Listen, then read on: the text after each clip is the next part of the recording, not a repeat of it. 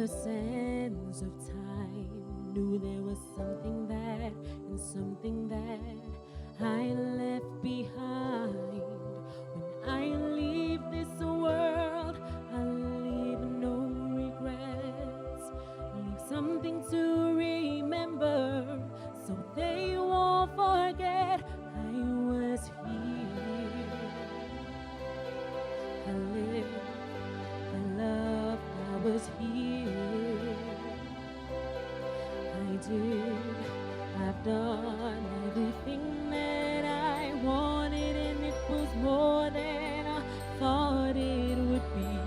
I will leave my mark so everyone will know I was here.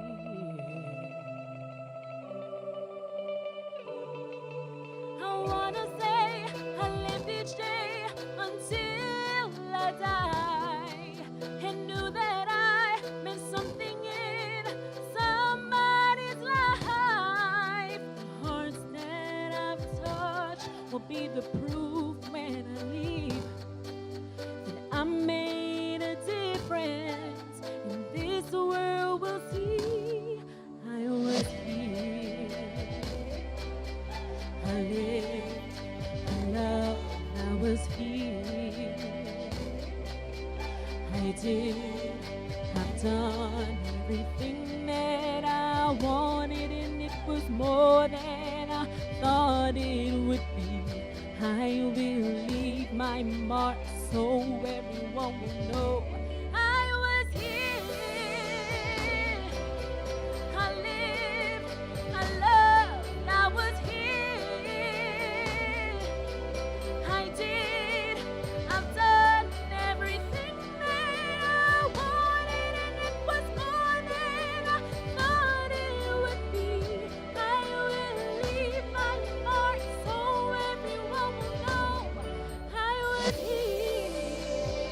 I just want you to know that I gave my all, did my best, brought someone some happiness, left this world a little better, just because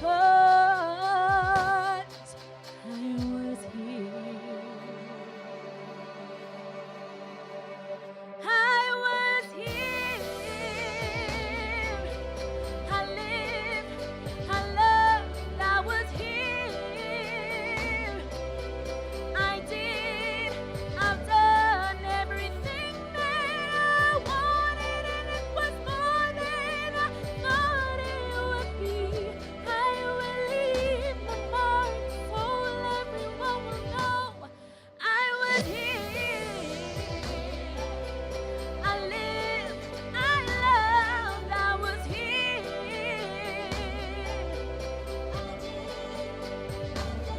I was here.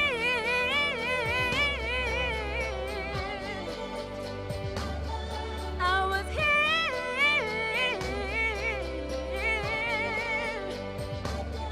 I was here.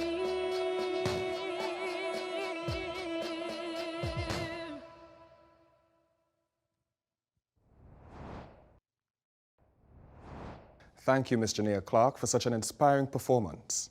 Professor Brian Copeland, Pro Vice Chancellor and Campus Principal, the UWI St. Augustine, Mr. Anand Pascal, President, Guardian Life of the Caribbean, Dr. Leroy Hill, Director, the Center for Excellence in Teaching and Learning, UWI St. Augustine, Dr. Nancy Gleason, Director of the Hilary Ballon Centre for Teaching and Learning, and Associate Professor of Practice in Political Science, New York University, Abu Dhabi. Specially invited guests, members of the media, ladies and gentlemen, good evening. Welcome to the 2021 Biennial UWI Guardian Group Premium Open Lecture. I am Dr. Justin Zephyrin, your Master of Ceremony for this evening's proceedings. This event continues to add to the long history of the Center for Excellence in Teaching and Learning, otherwise known as the CETL, spanning almost 25 years. During this time, the Center has worked diligently toward the enhancement of the teaching and learning process through various ventures such as training workshops, graduate programs, teaching awards, and premium open lectures such as this evening's event. With the dynamic and more recent educational context, the CETL has expanded its reach through webinars, online resources and graduate programs, and also online events such as this evening's proceedings. Throughout the years, the CETL has promoted the practice and scholarship of teaching and learning, focusing on the importance of instructional design, educational assessments, reflective practice, and educational technology. John Biggs, 2003, postulated that there is no teaching if learning has not occurred. And as such, the CETL has focused extensively on educators, with the ultimate goal of enhancing students' learning and performance. As seen in today's event, the CETL's influence goes beyond the campus, catering to educators throughout the country and the wider Caribbean. Informed by the current landscape of education, this year marks the first time that this event is delivered online. And this is indicative of the CETL's commitment to meet the needs of all educational stakeholders, locally, regionally, and globally. This evening's event marks the 21st anniversary of the Premium Teaching Series and the long-standing partnership with Guardian Group, which was initiated by Dr. Betty Ann Roller, sustained by Dr. Anime Edwards-Henry and the late Dr. Margot Burns, and will continue under the directorship of Dr. Leroy Hill, the director of the CETL STA campus. The theme of this evening's proceedings, Navigating the Realm of the E-Classroom, Creating Effective Culture for Innovation and Change, is a direct reflection of the current landscape of education and the CETL's role in enhancing the teaching and learning process. As such, we look forward to this evening's proceedings so that we can acquire useful tips that we can apply to our professional practice. At this time, I invite Professor Brian Copeland, Pro-Vice Chancellor and Campus Principal of the UWI St. Augustine campus, to bring remarks. Thank you, Dr. Zephyrin. On behalf of the St. Augustine campus of the University of the West Indies, I am pleased to welcome our many guests, local, regional, and international, as we gather virtually for the 2021 UWI Guardian Group Premium Open Lecture. Allow me to offer you a special welcome and a thank you to Dr. Nancy Gleason for agreeing to speak to us on a topic that has become increasingly critical and relevant in this time of pandemic.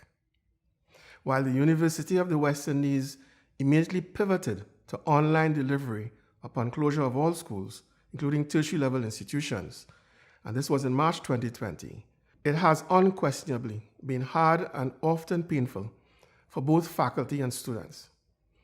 In these last long 18 months, we have learned how to work, learn, and meet, and celebrate virtually with technology as an increasingly critical tool.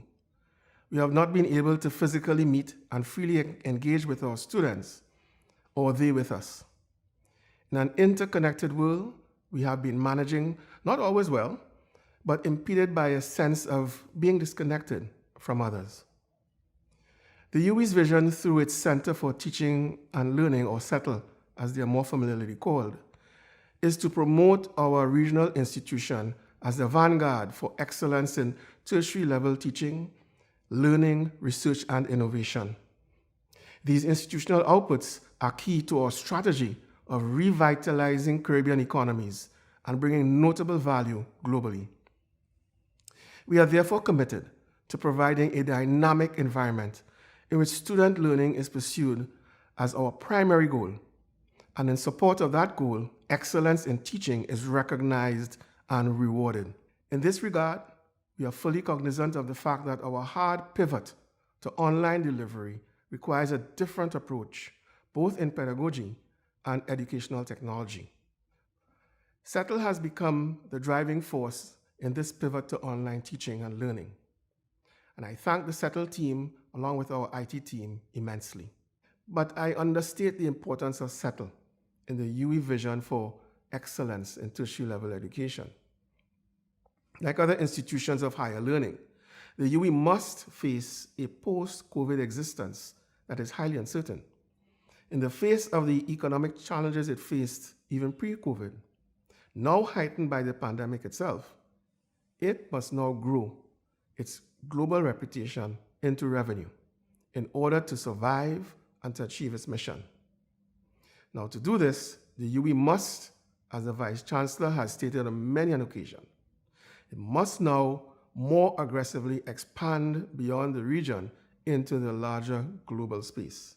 Success in that highly competitive space will, inter alia, require that we solidify, consolidate, and build upon our core competence in teaching and learning, and that our lecturers, our instructors, our teaching and research assistants be among the best masters of pedagogy. You have done well, Settle, exceedingly well, but the future demands that you up your game and go beyond those stellar achievements. Now, 23 years ago, Dr. Betty Ann Roller of our then Instructional Development Unit, pre-Settle, presented a novel idea to Guardian Life, seeking but not quite sure of receiving the company's support. The intent was simple: honor and reward teaching excellence at the St. Augustine campus, and in this way, drive a culture committed to dynamic student-centered learning. Now, at the time, such a collaborative effort was a groundbreaking initiative. We will always be grateful to the Guardian Group for their immediate and positive response to the Premium Teaching Awards project. Later, of course, the awards were alternated with a Premium Teaching Lecture with featured speakers who are internationally renowned educators and would be extended to our sister campuses at Mona and Caville. These premium open lectures expose our internal and external communities to visionary thinking and best practice. But the UWI Guardian Group collaboration was groundbreaking in another way.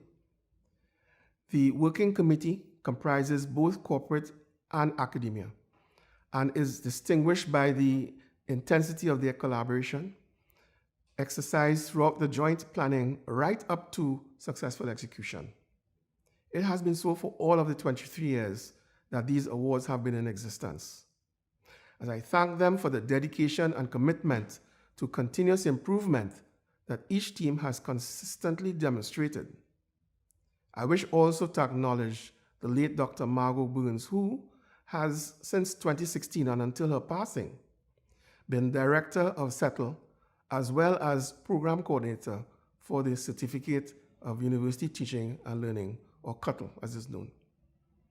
Since March 2020 and the physical closure of the campus, Margot and her team at Settle played a crucial role in training and developing faculty to switch to fully remote teaching. As chair of the UWI Guardian Group Cross-Organizational Committee, she is remembered as someone as inclusive in her approach, a leader and a listener. Thank you, Margot. May I also take this opportunity to thank Dr. Justin Saffron for taking on the responsibility of leadership, albeit in an acting capacity, and Dr. Leroy Hill, who has taken up the baton as our newly minted Director of Settle.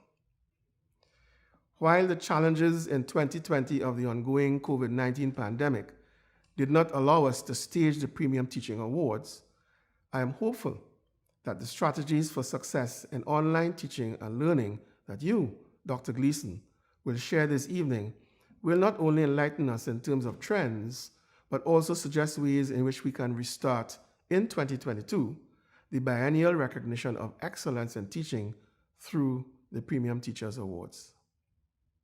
Many years ago, CARICOM identified that an educated workforce is crucial to the development of this region. CARICOM had not factored in a pandemic, nor did they factor in the challenges that it would bring. We are, however, now in the next normal, a learning curve for all and everyone. From a practical perspective, Settle continues to provide us with the required training and development, this lecture being just one example. From an emotional perspective, we have had to give ourselves grace to adapt while being patient with each other as we seek to make courtesy, efficiency, timeliness, and professionalism our reputational norm in service to our publics, most significantly to our students. I wish to share the findings of an interesting World Economic Forum article co-authored by Purnima Luthra and Sandy McKenzie about the ways COVID-19 could affect how we educate future generations. Luthra and Mackenzie identified 4.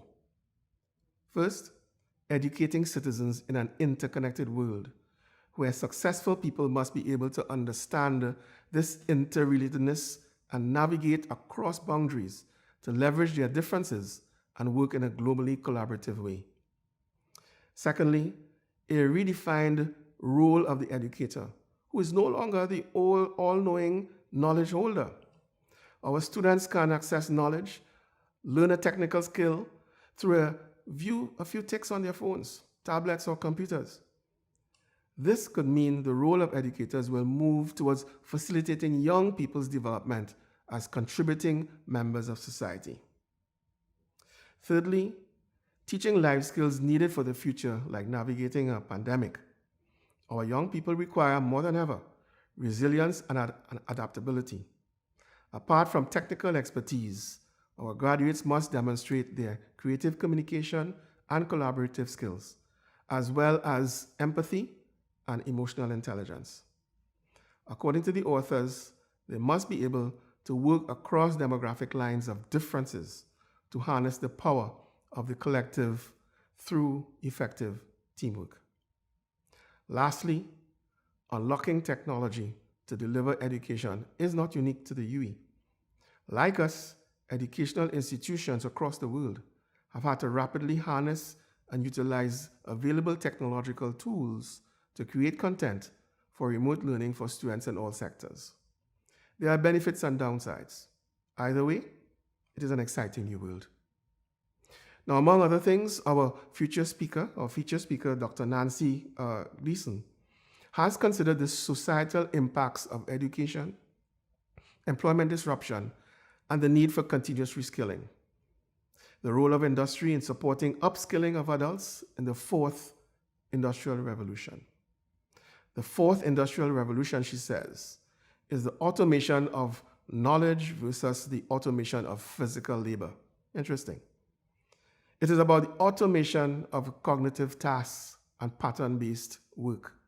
What does this all mean for learning and for the future of work? I suggest that this is the right audience, academic and corporate, to listen to and learn from all that she has to say.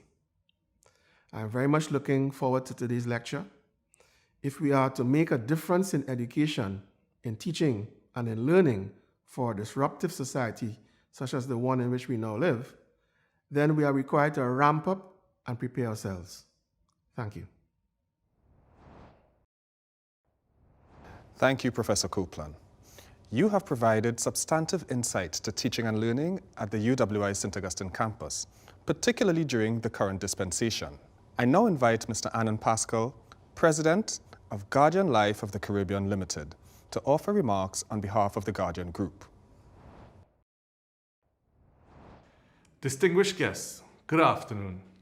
On behalf of the Guardian Group, I'd like to welcome everyone, particularly our feature speaker, Dr. Nancy Gleason, and we look forward to hearing your words on this evening's topic, navigating the realm of the e-classroom, creating effective culture for innovation and change. This is a topic that one should realize is quite relatable to everyone in attendance. The past year and a half has plunged us into a virtual environment which saw an ever-constant need to pivot to maintain relevance in our respective arenas. Everything was upended: work life, family life, social lives. There has been constant change. The relationship between culture, innovation, and change is an interesting one, especially in the light of a pandemic. Given that, the absence of any one of these is likely to severely impact the overall success of what one sets out to do. For yet another year, the Guardian Group is pleased to partner with the University of the West Indies, Professor Brian Copeland and his excellent team, to conduct this event. This time around, we too find ourselves being able to execute on this occasion not by simply delivering a premium open lecture, but also by utilizing the technology that has become so invaluable to us all to ensure that there's continuity in excellence. Guardian Group is no stranger to change and evolution, and is happy to share this journey with the University of the West Indies. It goes without saying that to truly innovate and transform, all parties concerned must believe in the change and develop a culture that is biased towards innovation and change. The very distinguished Francis Hasselbein is quoted as saying, "Culture does not change because we desire it to change. Culture changes when the organization is transformed. The culture reflects the realities of people working together every day." COVID-19 has brought us new realities, and it is simply untenable to embrace a world where digitization does not form a part. I, for one, am definitely excited to see the continuous evolution of the digital world and can only imagine what it will look like as the generations to come embrace the e-classroom. While there is much discussion surrounding online teaching platforms, particularly at younger ages, the many years of this partnership seemed to be preparing us for this pandemic by aiming to create teachers to guide the minds that are being created as these new modes of educational delivery steer our young bright stars to lead societies, albeit through different means. To close, I leave you with the words of Peter Drucker. The greatest danger in times of turbulence is not the turbulence. It is to act with yesterday's logic. I challenge everyone here this afternoon to confront the many hurdles that lie ahead and focus on the opportunities before us that are undoubtedly going to continue to guide, gently or turbulently, us to new innovative ways of approaching whatever life throws at us. Thank you, and please enjoy the rest of the proceedings. Thank you, Mr. Pascal, for acknowledging the rich history of our partnership with Guardian Group and for recognizing the importance of education. Ladies and gentlemen, I now invite Dr. Leroy Hill, Director of the CETL UWI St. Augustine campus, to introduce our guest speaker. Thank you, Dr. Zephyrin. It is with great honor that I introduce our distinguished lecturer and featured speaker for this evening, Dr. Nancy W. Gleason. Dr. Nancy W. Gleason is the director of the Hilary Ballon Centre for Teaching and Learning and an associate professor of practice in political science at the New York University Abu Dhabi. Her research focuses on the fourth industrial revolution's impact on higher education and the future of work. She considers societal impacts of education, employment disruption, continuous reskilling, and the role of industry in supporting upskilling of adults. She is the editor of Higher Education in the Era of the Fourth Industrial Revolution. She is also the co-editor of the special issue in Diversity and Inclusion in Higher Education, Lessons from Across Asia. Dr. Gleason holds a PhD from the Fletcher School of Law and Diplomacy at Tufts University, a Master's of Science from London School of Economics, and a Bachelor's of Arts from George Washington University. Join me in welcoming Dr. Gleason as she presents this year's UWI Guardian's Premium Open Lecture, Navigating the Realm of the E-Classroom, Creating Effective Culture for Innovation and Change. Dr. Gleason, I now invite you to take us through this evening's lecture. Hello, everybody. Thank you so much for having me here today. And thank you to Dr. Copeland and Dr. Hill and all the organizers of this Guardian Premium Virtual Open Lecture. I'm delighted to be with all of you today. I'm going to be speaking with you about navigating the e-classroom for innovation and change today. We will discuss the disrupted world and higher education's role in it, how to foster our lifelong learners for active learning, and how technology plays a role, and the best ways for measuring learning in the e-classroom. Thank you for joining me on this talk today. First, I want to talk about COVID-19 and the unexpected and unprecedented challenges it's presented to all of us as educators. We've had to learn from home emergency instruction, shift courses online, and shift our planning and activities and assessment. It's exposed increased inequities in access to the resources of education. And our students and faculty are facing significant mental health challenges. This is the context within which we are trying to navigate the e-classroom. It's the next normal of disruption. And this is happening amongst a shifting talent demand from the labor force because of the shifts in the fourth industrial revolution. Here on my slides, you see the 8 different technologies that are making up these changes: artificial intelligence, augmented reality, blockchain or distributed ledger technology, drones, the Internet of Things, robotics, virtual reality, and 3D printing, also known as additive manufacturing. Together, these technologies change what it means to live and work in our societies, especially our urban cities. Once we have 5G network capability and other emerging technologies such as soft haptics and quantum computing, these technological capabilities will be amplified. The result is the tasks that are being performed in the workplace by humans are changing. Pattern-based work is now automatable. When different jobs are deconstructed by organizations, the pattern-based work is replaced by algorithms and machines. And the more dynamic and shifting work is something that we need to train our students to be able to handle. This requires resilience and agility, something we've been forced to demonstrate during a remote emergency instruction in COVID-19. Here we see some of the ways in which firms are deconstructing and reinventing jobs. The optimizing task for the goals of the organization is taking place, and what is able to be automated is beginning to be automated. This rolls out more quickly or slowly in different industries. For example, suddenly radiologists are being automated. The key tasks they perform of looking for patterns that represent cancers and other illnesses in humans are now able to be done much better and quickly by algorithms. So we can reconfigure the tasks that radiologists perform, perhaps communicating better with patients, for example, but they need to be retrained and reskilled. This is why interactions with our students are so important.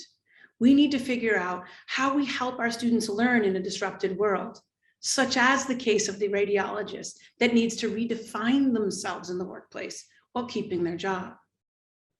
And we also need to figure out in the academic context how we connect to employability while still staying true to our academic freedoms and not purpose fitting for a given industry without expanding the broader knowledge and context of those disciplinary expertise. Information transfer is a necessary and insufficient characteristic of higher education today. It is no longer sufficient to simply lecture information to students. Recording lectures, posting them synchronously or asynchronously, however you're getting that information to students, it's the beginning of the journey, not the purpose of the course. This is what's changing in higher education. The number 2 skill in demand in the workplace today is active learning and learning strategies. This according to the World Economic Forum, but also according to many in the employability and talent fields and world. This means no matter what we're teaching our students, we need to talk to them about the process of their learning, not just the outcome of their performance on a given test or exam. This is true whether this is quantitative or qualitative work that the students are putting out. It's not just the formula, it's how they solved it. This is what employers are looking for too, because what they need to know in the workplace today will change in the next 5 years. So employers need people willing to change with them and the industries they work in. Active learning is an element of lifelong learning, where the characteristics can be quantified. This is the American Association of Colleges and Universities rubric for lifelong learning. It's any purposeful learning activity undertaken on an ongoing basis with the aim of improving knowledge, skills, and competence. This is what we want to embed as a mindset and a goal in our students.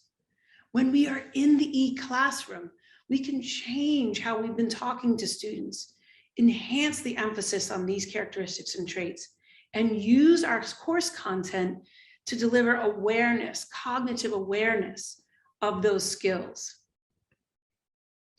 Now, these skills are curiosity, initiative, independence, the ability to transfer knowledge from one context to a new novel context, and the ability to reflect on what we know, to learn and unlearn new things. So these are the skills we want to embed in our courses.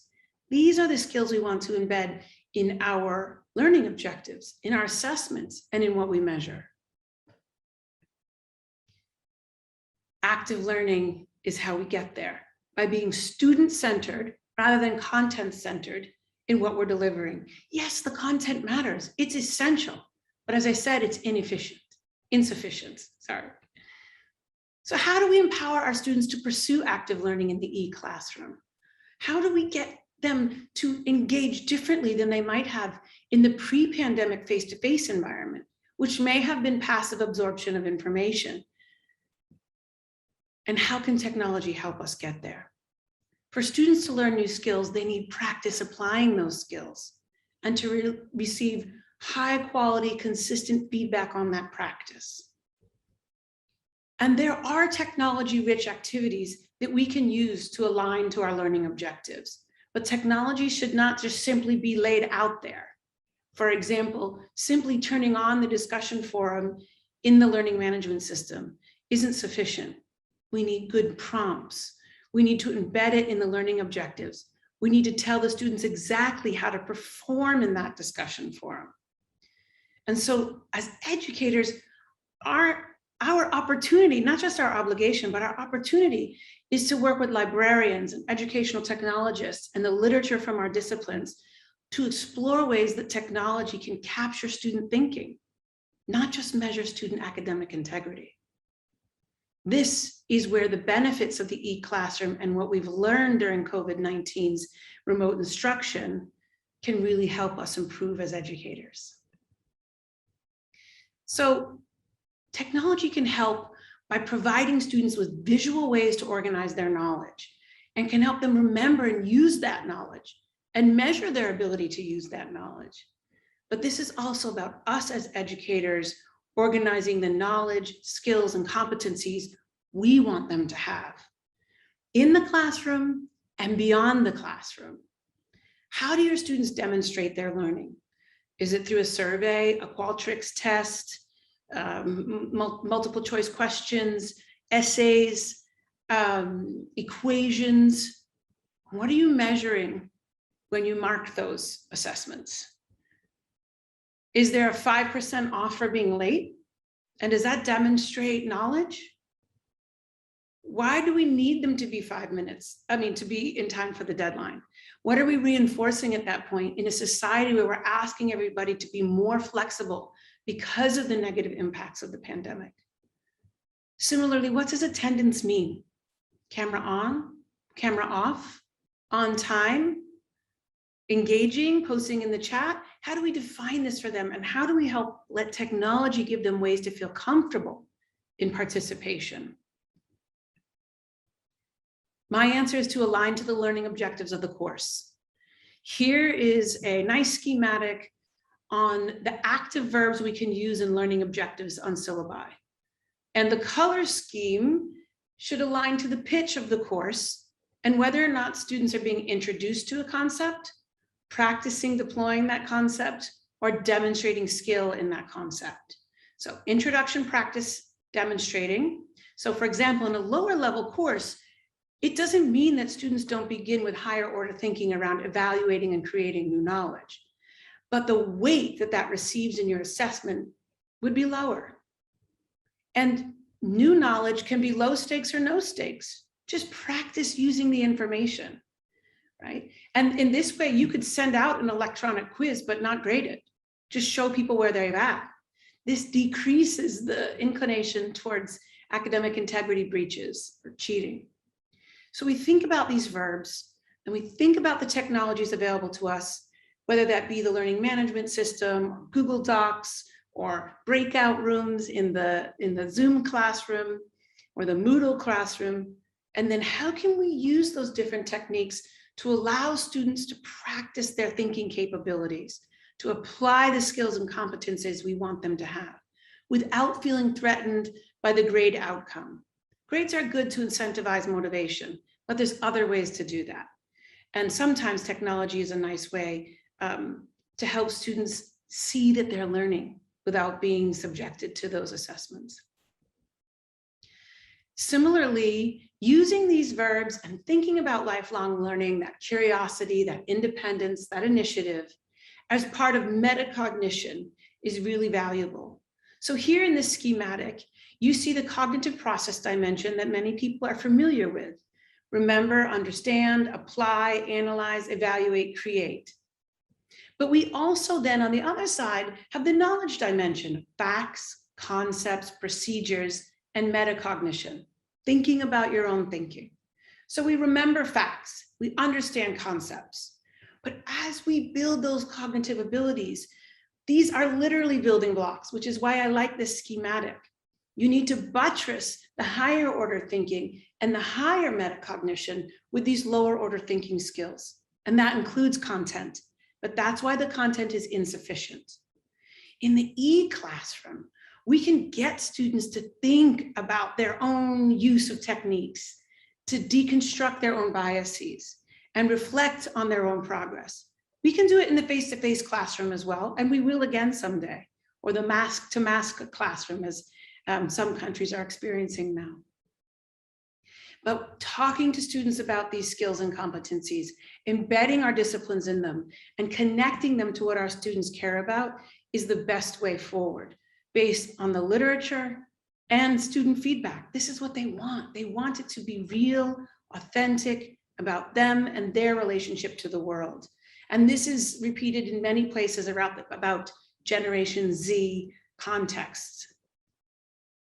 So the competencies to foster can be expressed in our learning objectives, but also in our assessments. So on the left here, you see affects and competencies that are often expressed as goals of higher education. The ability to perform inquiry and analysis or demonstrate creative thinking, good written and oral communication skills. But how do we put these into the syllabi and then into the e-classroom? We could do an activity where we ask students to design processes and identify strategies for doing something rather than actually going and doing it. This is something we can do in the e-classroom. What would you learn from a museum in another country if you could? For example, ask the students to design a process for learning about a museum and what it has inside. This is about problem solving, right? So this is a way to deconstruct the skill into actions that you can assess and provide feedback on. Here's another schematic. You can see I'm a fan of schematics. But here we have comprehension, application, analysis, synthesis, evaluation, and knowledge in the purple. These are the languages of Bloom's taxonomy of higher order thinking expressed slightly differently. And this is taken from the Ministry of Education here in Abu Dhabi in the United Arab Emirates. In the yellow ring, they have the learning objectives. In the green ring, they have samples of the types of assignments or outcome products that help students practice and demonstrate those skills. So for comprehension, which is where we normally give basic tests and quizzes, we might say, discuss a concept, paraphrase an argument, confirm a given hypothesis. And the way they might do this is through diagrams, posters, graphs, constructed analogies, presenting a speech, maybe making a podcast. But we can assess comprehension in so many more engaging ways than a multiple choice exam, for example. And I know many of you already know that. It's also about time and efficiency. Where do we get the time to design these new activities, create the rubrics for these new activities, and grade these new activities when we're already stretched at home and at work because of the pandemic? Totally viable question. And there are ways in which we can use technology to make this more efficient. So for example, we can design an online active learning activity where the students brainstorm within a Google Doc. Now here you're going to have to ask them to turn off their cameras because they may not have the bandwidth to run both the online course assignment and the system that they're streaming to be available via video. So you may tell everyone we're going to leave the Zoom call or whichever platform you're using. We're going to go into the Google Doc in small groups and everyone's going to answer a question. This way the faculty member, you, the instructor, can go in and aggregate the different ideals that are coming from a single list from the students or from multiple lists if you have a very large class. So if you have 200 students, you could break the groups up into groups of 10, have 20 different rooms, for example, and you can monitor the brainstorming processes that's happening across those rooms. You're allowing the students to practice categorizing and differentiating class concepts. These can be equations, vocabulary, authors' different opinions, whatever your disciplinary need. But it lets you see where there may be specific questions or consistent lack of clarity on an issue in real time so that you can bring everybody back to the group, away from the Google Docs, and have an open discussion. Now, if you have 200 students, you could ask people to report out. Say you had 200 students and you had those 10 groups of 20, you could call on 3 groups to report out. You could invite them all to look at each other's Google Docs by sharing the links in the chat, for example.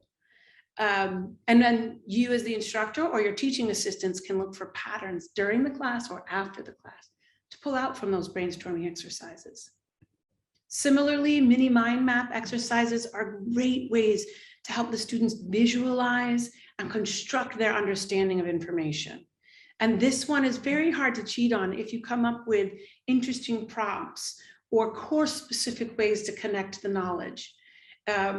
Here, this is a linear example I'm giving on arranging terms in logical order in biology using arrows, but mind maps can be much more complex than that if you want them to be. So here I have an example where a student is using highlighters and different shapes to denote different types of relationships. And here what you want to do is focus on the instructions and then have students reflect on that process. So you as the educator create focus questions that will guide the student to make these mini maps, and they can be in groups. Again, if you have 200 students, the dialogical learning that can happen in groups of 5 is very exciting, and you cut the grading down to 20% by putting them in groups of 5, right? You're looking at much fewer mind maps. You generate a list of relevant concepts and organize them before constructing them. The students need to do this. And then you ask them to reflect and revise on their mind maps. Maybe they provide a brief audio message explaining them, and the students go in and explore and comment in a discussion forum. Again, this isn't necessarily graded.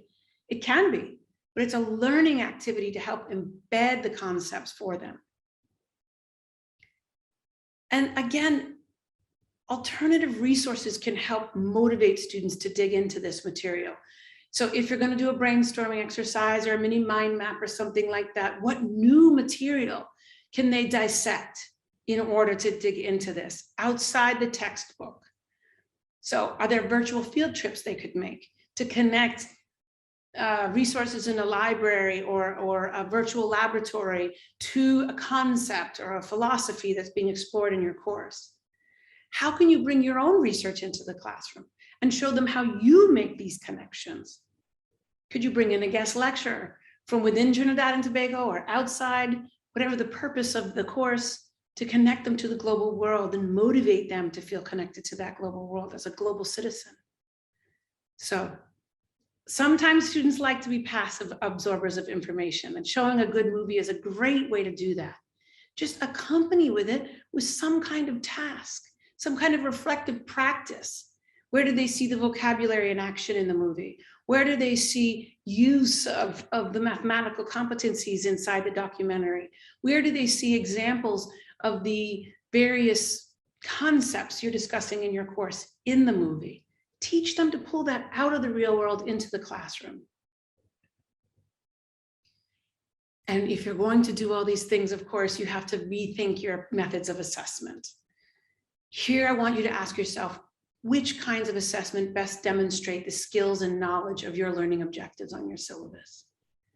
Are the assessment practices you're using simply the easiest to grade, or are they actually helping measure learning in your course? Maybe it's a bit of both. Do they need to be enhanced? Could you check on them?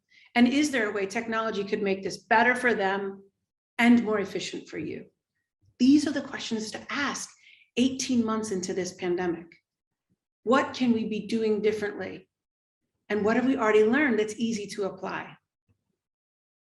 Alternative assessments to in-person tests are all over the internet right now. Academic integrity is a concern, and wanting to dig deeper in the learning is also a concern. So you can consider video presentations, podcasts, visual assignments, multimedia deliverables of all kinds. You can use automated grading platforms such as Perusall. Perusall uses a reading annotation project, which is ideal for courses around 40 to 80 students. And it's automated grading, and it gives great feedback to the students. It's a good assignment. And even if you don't trust it to do your grading, which you can look into, but it's very well vetted, you could use it as a learning tool. And you can always use peer feedback. But if you do that, teach them how to give good feedback in your discipline. Giving feedback is one of the main things we do in the professional world. So teaching them how to give peer feedback is a very good use of your time and theirs. Add it to the learning objectives if it's not there. And no matter what you do, when you change or augment or enhance your types of assignments for the e-classroom, think about the prompts that you're writing for your students. What do you want the assignments to require the students to do? And tell them that. You want to think about how students define, illustrate, or compare or analyze the data you're asking them to use. Have them understand the research requirements. It's different for each of us as faculty members, what we expect, and it's not intuitive to them. So tell them what they need to do. If you can, be flexible. And then when you've designed all of this, try and do the assignment yourself. Because one of the things we're finding in the e-classroom is that students' workloads have greatly increased. While faculty and instructors work to change 1 hour of face-to-face synchronous instruction into hours of asynchronous homework. So try and do the assignment yourself, see how long it takes you, and consider whether or not that's an appropriate amount of time to ask your students to pursue these assignments. And bring the real world into your assessments or just into your classroom conversations. Try to compare and contrast how museums, theaters, and concert halls have been impacted by self-isolation and confinement efforts in 2 different countries, for example. Or how will TNT address Carnival 2022, given the public health crisis? Bring these ideas to your students. See them as problem solvers. They will like being asked, and they will want to find solutions. The assessment then is in the process of finding the solution, not the value per se of the outcome. So you want to construct a rubric that rewards the process of identifying the solutions. This can be in a research proposal. This could be in a draft. This could be in assessing the quality of the bibliographic resources they identify. But breaking that broader assessment down into parts lets them apply that real world context, that authentic learning, to the processes we want them to develop as lifelong learners and active learners. If you do all these things, write it down. Document your efforts. Survey the students and ask them if they like what you're doing and how you're doing it. Ask them what they like about what you're doing. Invite a colleague into your Zoom class. It's so much easier for us to enjoy each other's teaching right now, because we don't have to make all the commute time to come to each other's schedules. If you're in hospitality, visit engineering. If you're in engineering, visit the arts. If you're in economics, visit the sciences. Learn what each other are doing across disciplines, and then give each other feedback on that. You can also collect data from your LMS analytics, but there you want to realize that's just raw data. So you have to give it meaning on its own. Students not downloading the readings doesn't mean they aren't doing the readings, for example. It likely means they're not using Moodle to find the readings. So these are the kinds of things you want to corroborate by asking your students what the context of this is. But by making your good teaching visible and documenting it, you make a narrative for your teaching trajectory over time that can be used in tenure, promotion, renewal, and can be used for applying for teaching awards, teaching-based grants, and many other things, new jobs. So always document all this effort. It's time-consuming. It shows a reflective practice on your part, and it's good work. So make sure you write it down in a way that you can tell other people you're doing that good work. So it's not invisible. So I invite you to think about what enhancements you can make in your e-classroom and course structure. What have you already learned that you want to better evidence is working, right? So could you add a question to a midterm course evaluation to ask the students if they like an assignment that's new that you've created? And I don't just mean like, but what elements of it have helped their learning, right? These are the kinds of questions you want to ask your students to check if these interventions are working, to check if it's having the intended effects on how your students are motivated in the e-classroom. And everything I've said doesn't matter if you don't have the ability to center your own wellness, spirituality, and self-care. We know that this pandemic is traumatic. It's ongoing. We are not done in any way, shape, or form. We're 18 months in. We're more used to the reality of masks and social distancing and missing family members. But the types of self-care we have to pursue need to be much more targeted and conscious. Talking to each other, letting our students know we see them. We know this is hard. And the number one thing we can all do, regardless of ethnic, religious, identity differences, is work on our sleep together. We all have the same brains that need the same amount of sleep. Lack of sleep hurts learning, increases stress, can cause physical unwellness. So when we talk to our students about how they prioritize their learning, we need to talk to them about, for example, not pulling all-nighters. It's not good for them. I don't let assignments be due past 8 p.m. I will not accept an assignment between 8 p.m. and 9 a.m. Can you message that kind of wellness to your students as well? And can you talk to them about the wellness you pursue for yourself? As educators, as parents, as family members, and as friends, we are tired. So centering this wellness before everything else I mentioned is extremely important. So reflecting on that for yourself as well is very important. And with that, I'm very excited to transition into the question and answer section with all of you and speak with Dr. Zafarin, with all of you, about your reactions to this presentation and what enhancements you hope to take to the e-classroom next. Thank you all so much. Thank you, Dr. Gleason, for such an insightful presentation. I am confident that it has further equipped all educational stakeholders with the necessary information and tips which we can implement in our teaching and learning contexts. At this time, ladies and gentlemen, I invite Mr. Emmanuel Joseph to the stage as we proceed into a short interlude.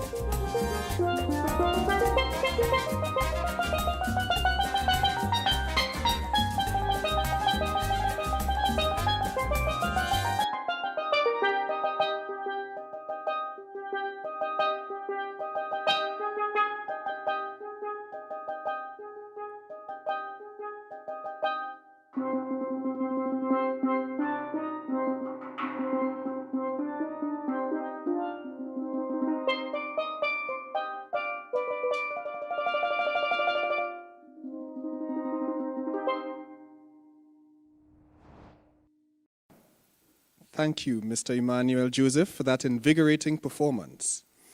Ladies and gentlemen, at this time, we commence our question and answer segment. We acknowledge, first of all, the eclectic representation from various institutions locally, regionally, and internationally, including the UWI's Mona, Cave Hill, St. Augustine, and open campuses, local primary schools, as well as secondary and tertiary educational institutions.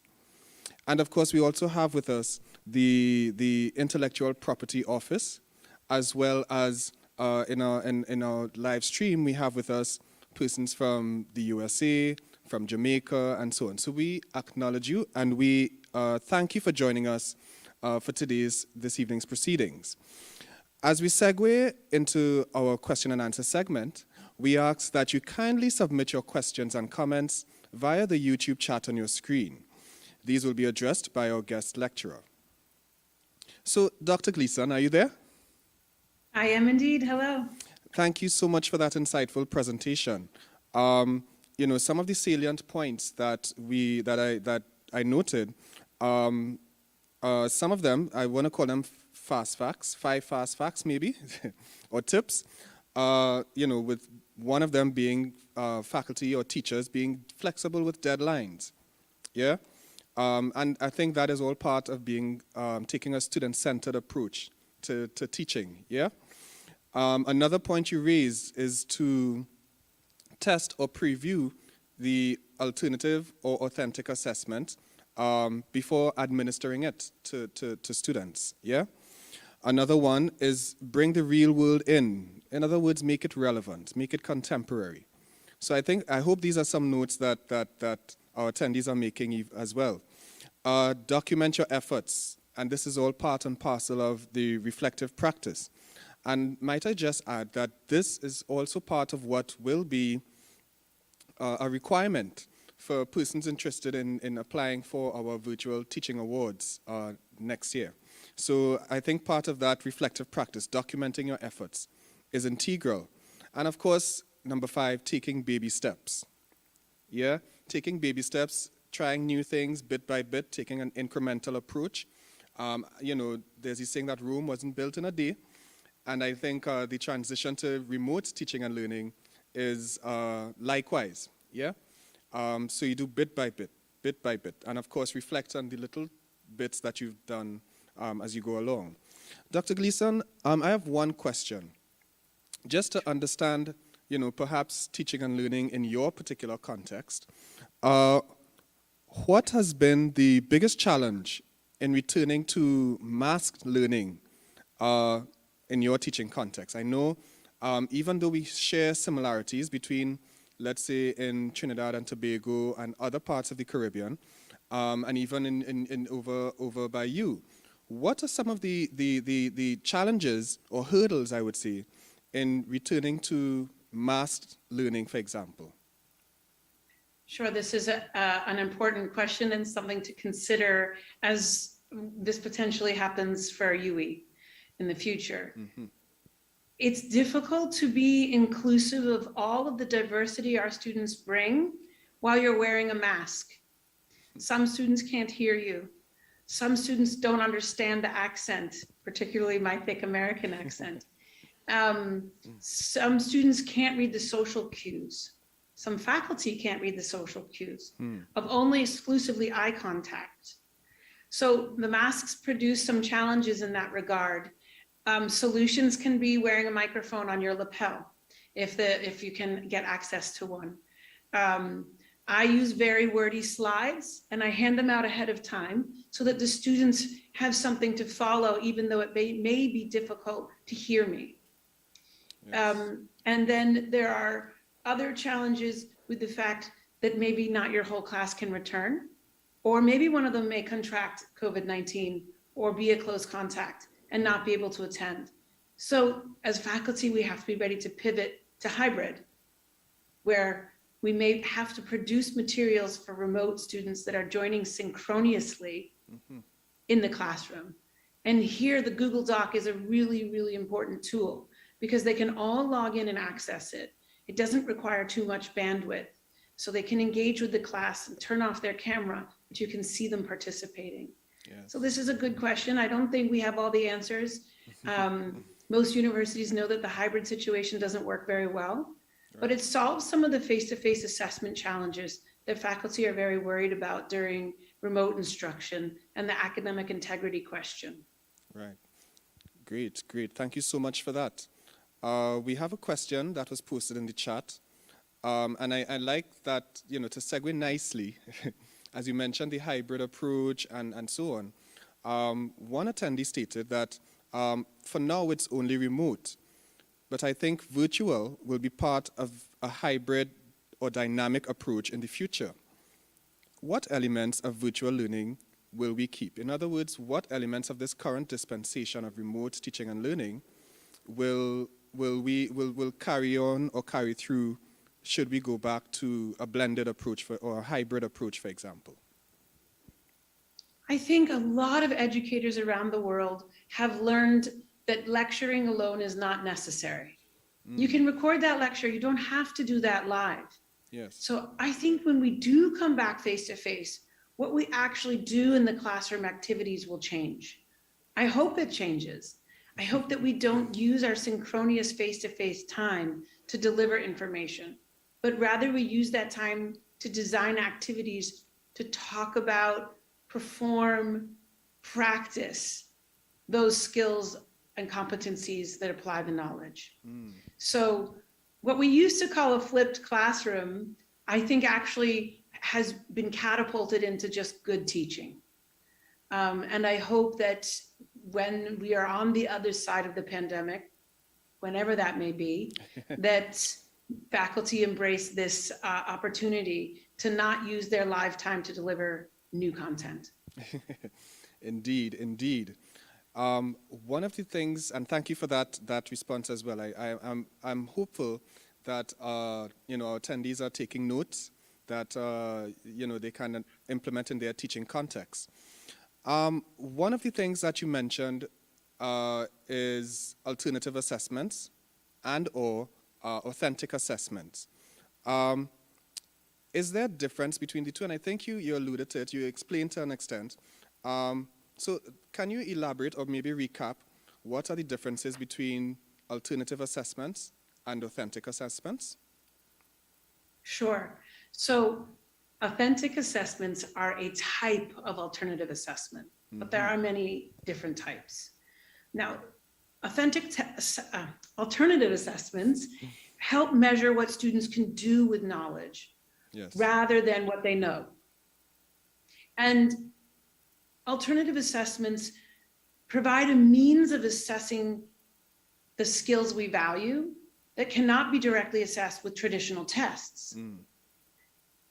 Authentic assessment is a piece of that because you're using creative learning experiences in the real world to test student skills and knowledge in realistic situations. The authenticity comes from the application. The alternative part is not testing people with multiple choice questions. I hope that helps answer the question. Indeed, indeed. And thank you so much for that. And the reason, that has been, even in our university context, something that has been used almost synonymously or interchangeably.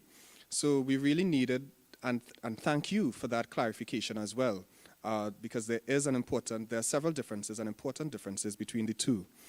And that segues nicely into another question on alternative assessments. And I hope, this person is referring to alternative assessments as opposed to authentic assessments. But either way, how do we compare years while experimenting with different alternative assessments each year? And let me read that again. How do we compare across years while experimenting with different alternative assessments each year? So I'm assuming that that attendee is saying that if alternative assessments vary from year to year, how do we do a sort of comparative approach across different years? Yeah? Yeah, yes, it's a very smart question, because if we're reflecting on our practice, we should be looking at how learning changes over time for our courses. But the assessment doesn't change the learning objectives for the course. If you change the learning objectives for the course, typically that means you have to send your syllabus back to some form of a curricular committee in the university. Yes. So we don't often change the learning objectives, but you can always change the assessments. The learning objectives are what don't change. Now, if you're trying to determine the viability of the assessment relative to the learning objective, you can ask students their perceptions of that over time. Did this help you learn? And see if some get more on a spectrum towards yes than no. But the learning objectives don't change. The assessments do. Yes. In the format of the question you gave. Yes, definitely, definitely. And I think that shows the alignment between the learning outcomes and the assessments. And I want to also acknowledge the presence of Dr. Anna Mae Edwards-Henry. And there's a reason for that, because we're talking about assessments, and you know, she is known as one of the queens of assessments, educational assessments. So hopefully she may, you know, provide some input in the chat. All right, and also I think Dr. Betty Ann Roller is here as well, so we acknowledge them, as well as Dr. Leroy Hill, our new director. As we continue in exploring alternative / authentic assessments, one question stated, let's see from the chat, if approval is, and I know you mentioned just now even that response to the previous question, that if learning outcomes are changed, then they must go through some sort of curriculum board review, for example. One person stated, how can, if approval is required for the course assessment at the start of the semester, how could we make a change and introduce a new type of assessment halfway through the teaching? So let's say, and I know in this particular university, persons may submit their assessments, at least their assessment plans, at the beginning of the semester. And this is during this current dispensation with the pandemic and remote teaching and learning. And I think what they're asking is, if it has to go through that approval process at the beginning of the semester, how can they then change it as the semester progresses and teaching takes place? Do you have I love this question. Yeah? Sure. And I love it because my answer is your assessment can be formative. It doesn't have to be graded. So you can add in a quiz. You could add in a test and just not record it. But it still serves as a point of feedback to let students know how they're performing and let you know where they still may need additional support collectively. So you can add a test, a quiz, an alternative assessment, anything. Just don't record the grade. Yes. And here, actually, technology is very useful at being efficient about that, using a survey monkey to ask students their perceptions of whether they would know the answers to the questions and rate it on a scale from 1 to 5. Definitely. And you'll see where they feel confident answering a question, where they don't, and you don't have to grade the answer. So low stakes, no stakes assessments can be added at any time and just not included, but be part of the learning activities in the class or part of the homework. I like what you said there. It's a nice little catchphrase. Low stakes, no stakes. Low stakes, no stakes. No stakes assessments. I think that's a very nice teaching point right there for all educators, that you know there's informal assessment, so it's not necessarily graded.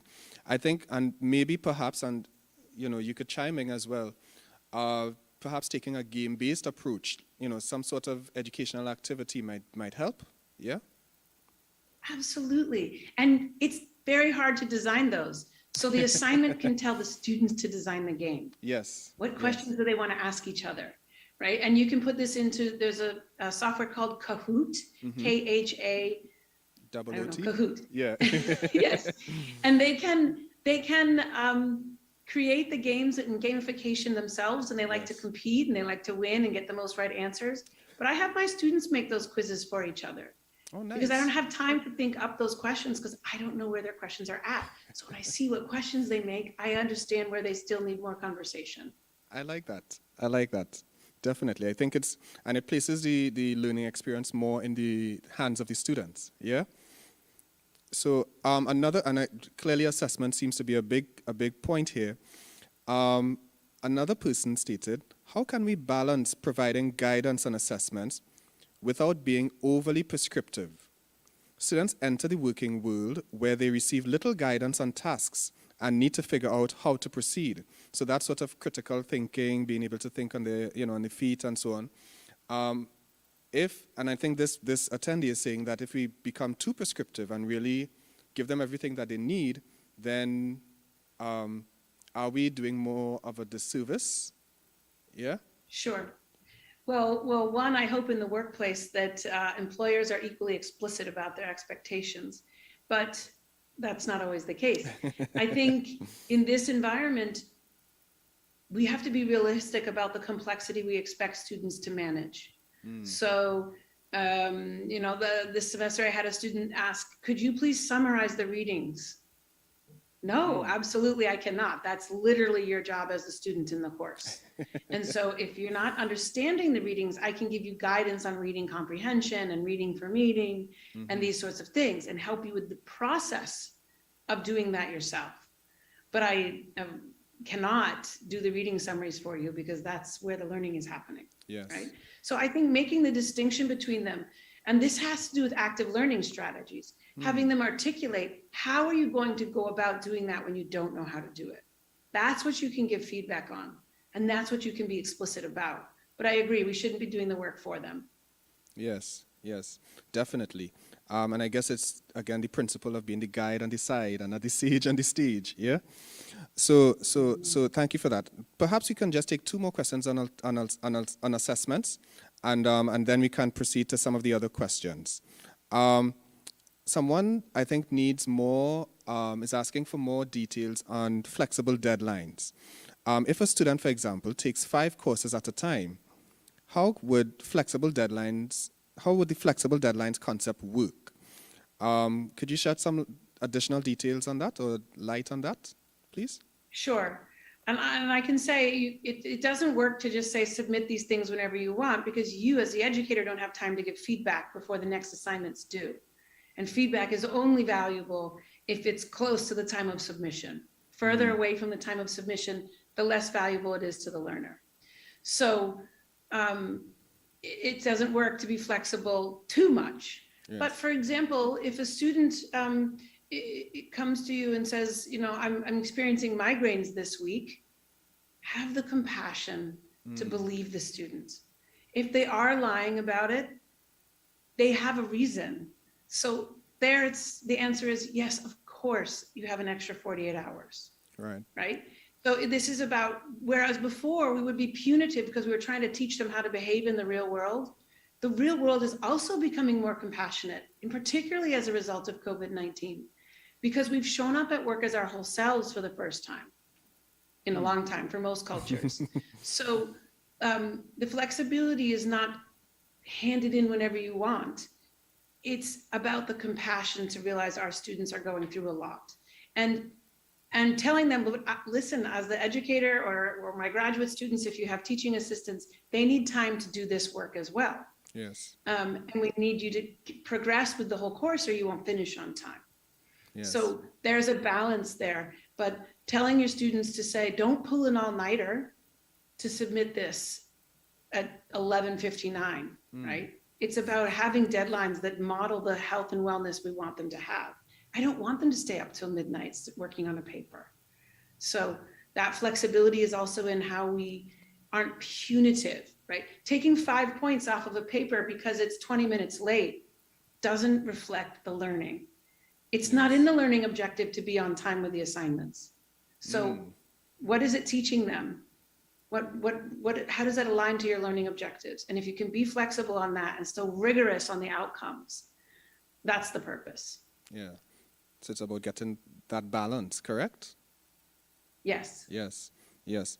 And as we're on that, and thank you for that response as well to that question. It segues nicely into another question on alternative assessments. There are some who feel that alternative assessments can allow for more cheating by students as opposed to traditional proctored assessments. Can you share your views on that? Do you share those views, or do you think there's things that can be done to mitigate against that? Yeah, this is an important question. And COVID-19 has revealed a vulnerability in academic integrity in the institution of higher education. Alternative assessments can be designed in a way that measure learning and aren't constructed to worry about the teaching, right? The way we do proctored high stakes exams, we know aren't the best for the students and don't necessarily reflect the skills that are in the learning objectives for the course. So the alternative assessments can be constructed in a way where quote unquote cheating isn't the problem. So for example, an 8-hour open book exam that's take home, maybe you assign it in teams of 2 so that they are allowed to talk to someone. Or how can you lean into the assessment so that it's measuring learning rather than trying to prevent teaching? So the mini mind map is a great example. How can you create a rubric for that measures the learning, and perhaps potentially, for example, ask for a draft or an earlier submission so that the student can't cheat, that shows the process over time of constructing that mind map. And so the alternative assessments can be designed to measure learning rather than constructed to fight cheating. Right. And quite frankly, the student who is going to cheat will find a way to cheat no matter what the assessment is. Indeed, indeed. Yeah, you're definitely right. And I guess that's where students might be innovative, yeah? Speaking of innovation. As we move from assessments and maybe more to other pedagogical practices and so on, we have some questions there, just a few. One person said, from what is being said, academics are clearly no longer the gatekeepers of information. So what will be different in their pedagogical orientation to motivate students? In other words, what can academics or lecturers or teachers generally, what can they do or we do to motivate students? Because we know that the research has shown that motivation is tantamount to learning. So how can teachers or educational practitioners provide that motivation for students learning? This is such an important question. And I have 2 pieces of advice related to this. Number 1 is connect your course content to their prior knowledge. Find out about your learners. If you have 200 of them, you can still do this through surveys and polls. You can ask them to write reflective statements about why they're in the course. What do they need to learn? Most of them will start with, because this is a required course, but then you can ask them to go beyond that and dig in. So have them connect themselves to the course content. Yes. Ask them, what do you want to see in this course? And collect that information, report it back to them so they feel seen. This builds community in the classroom, makes them feel motivated to show up as learners. The second one relates to those authentic assessments, linking this to the real world employability they anticipate having. Now, this is easier to do in technical and vocational areas, but it applies just as well in the liberal arts. Imagining where your content will play out in the real world, and how can you make assignments and learning activities around that. This deeply motivates the students. Yes. And again, you don't have to think this up. You can ask them, what do you want to learn in this class? Right? You have your learning objectives and your content you have to get through, especially if your course is a prerequisite, but they can participate in the learning process. We can emancipate that for them, and that motivates them. Indeed. Thank you so much for that. I think we can probably just take about 2 more questions. And Sure. one of them happens to be, this is a good one, I think. Well, all of the questions are pretty good. But this question asks, how do we help students to overcome their anxiety of virtual learning? And the reason I'm saying this is quite an important question because of the current landscape of education, of course, but also, it is also often assumed that students, especially when they are millennials and beyond, they are naturally inclined to technology or virtual teaching and learning, but that may not necessarily be so. And if I may, just as appendage to that attendee's question, so that person asks, how do we help students to overcome their anxiety of learning, virtual learning? And I would also venture to say, how do we help teachers to overcome any sort of anxiety towards virtual teaching or virtual instruction? And this is a very important question. And I don't know that they'll overcome it if they really do have a fear or a concern around it, but we can help them mitigate blocking the learning. And so part of this comes from our own neurodiversity, right? I once had a colleague tell me they were on the Asperger's spectrum, and they had no idea how to pick up social cues in Zoom. And they'd worked very hard to do that face-to-face, but they were very worried about understanding what their students were thinking or saying in the Zoom environment, on the screen, in the E environment. And just talking about what is good pedagogy. How do we use the emojis, the chat, and the breakout rooms to engage them in different ways so that we can support a variety of different types of participation. But the other thing is we need to build community in the classroom. It's really important to do this in the first 10 days, but you can also stop at the midway point and say, I want us to be a better community in this classroom, right? And part of this is telling the students they belong, because many of them question whether they do. So if you show you have confidence in them and you stay present in the course and continue to reflect that confidence, it really does make a difference. This can come through quick audio messages you send out through the LMS, just telling everyone, I see you working hard, I see you downloading the readings or whatever have you, keep it up, I'm proud of you. We don't normally talk to our students that way, but right now, it's part of the pastoral care they need in a very disrupted context. Yes, yes. Thank you so much for that. I think those are useful tips. Again, what I like is the practicality of it all, yeah? Before we move on to our last question for this evening, we would just like we're asking for your cooperation, everyone, the attendees here with us. We're asking for your cooperation in helping us assess the very first virtual UWI Guardian Group Premium Open Lecture. As you know, this is the first time we're doing it. So we value your feedback, your voice.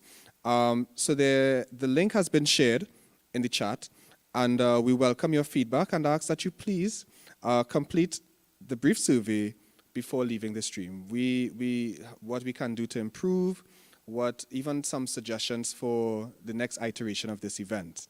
All right. As we proceed to the last question for this evening, in this particular segment, Dr. Gleason, one of the things that this pandemic and the transition to remote teaching and learning has been accompanied by economic turbulence. Yeah. So my question really is, how can we be innovative in light of the current economic turbulence? Yeah. So for example, we know that some school institutions may not have the finances or the capital necessary to invest in any sort of large technology device, hardware or software or licenses. But how innovative can we be in light of a restricted economic climate as it pertains to teaching and learning? I love this question because it gets to my earlier point about the inequality of access that COVID-19 has made worse. And there are some really great stories of innovations in this space. There are lists online of low bandwidth activities that you can do asynchronously or synchronously. The Google Doc is a good example. You do need Wi-Fi or access to the internet to use the Google Doc, yes. But you can come in and out of it and not lose your work. So that's one I really like. But you can also send audio messages to your students, create transcripts from recorded lectures so that they can use those instead of stream the video. Mm-hmm. So they may not be able to stream your video, but they can easily download the PDF. Yeah. It's less bandwidth and doesn't require synchronous access. You can also be flexible on, cameras off. Yes, we want to see their faces and we want them to see each other, but they may not be able to afford both having the camera on and hearing you at the same time. They'll have to choose between the two. And in that case, we want them to hear the conversation. Yes. The other thing is back channeling, which has sort of emerged in COVID-19, and it's awesome. So back channeling happens in the chat when you're in a Zoom environment where there's a simultaneous conversation going on. So in my class earlier today, there was 200 comments in the chat from 16 students while we were talking. So it enabled much more conversation. And what you can do for that back channeling is use WhatsApp, so that, or whatever free texting platform you're using, WeChat or something else. Yes. But I also tell my students I won't be in that group so that they can ask each other questions they wouldn't want to ask me. And so that's a free way for them to communicate with each other and not have to open the learning management system.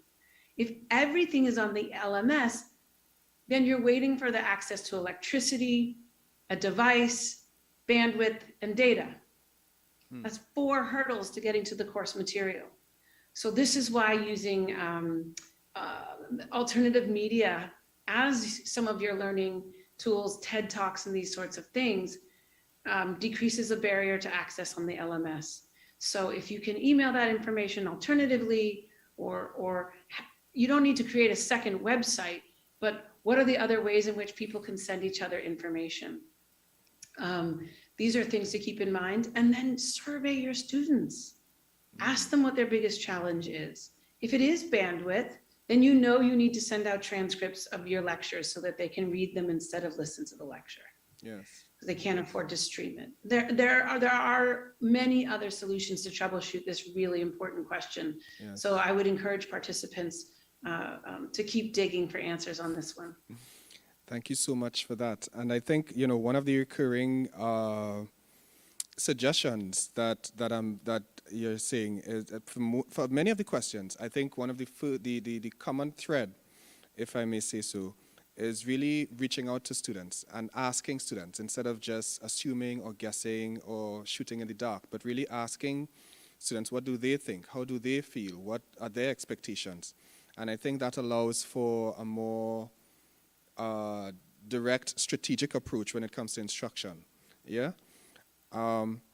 So thank you so much for that, Dr. Gleason, and for answering all of those questions. I know there were many, and there are many more, but you know, for time's sake, we can't get to all of them.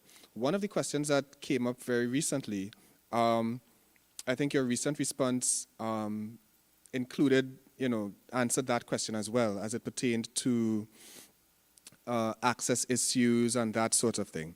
So thank you so much for that.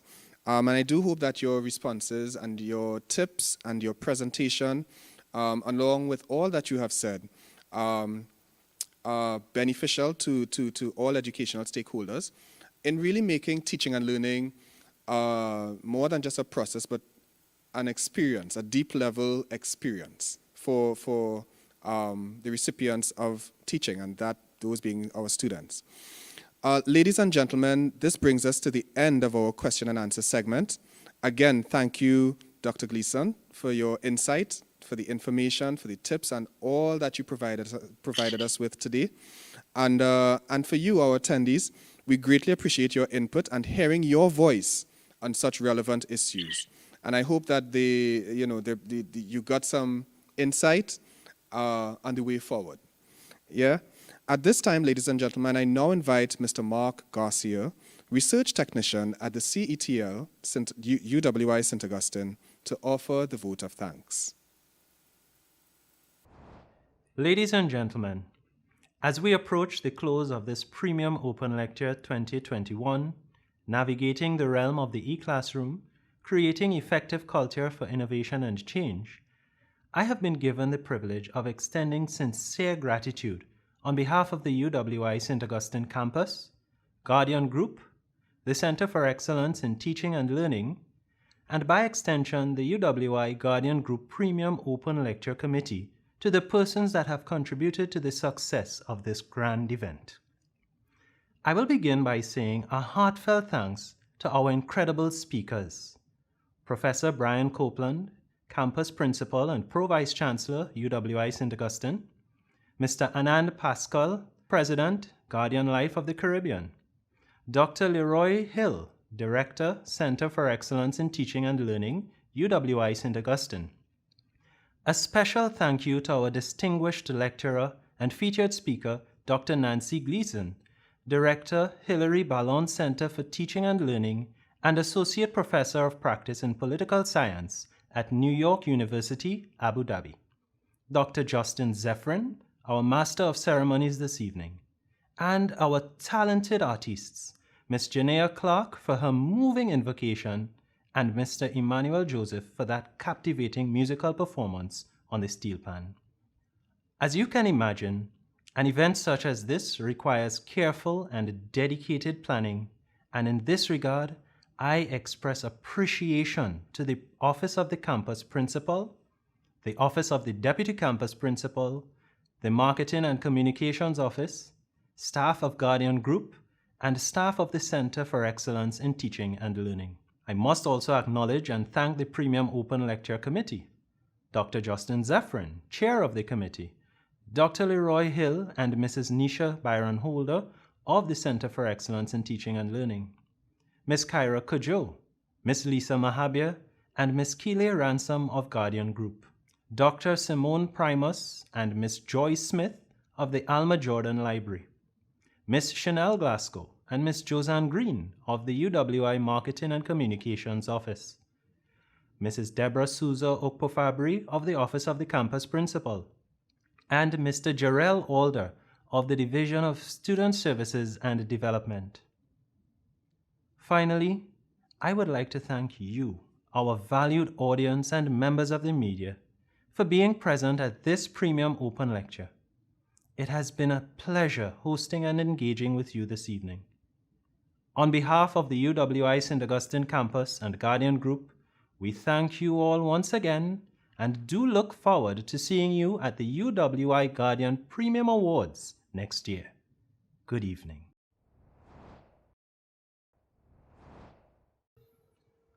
Thank you, Mr. Garcia. Ladies and gentlemen, this brings this evening's proceedings to a close. On behalf of the UE Guardian Group Premium Event Planning Committee, do have a good evening.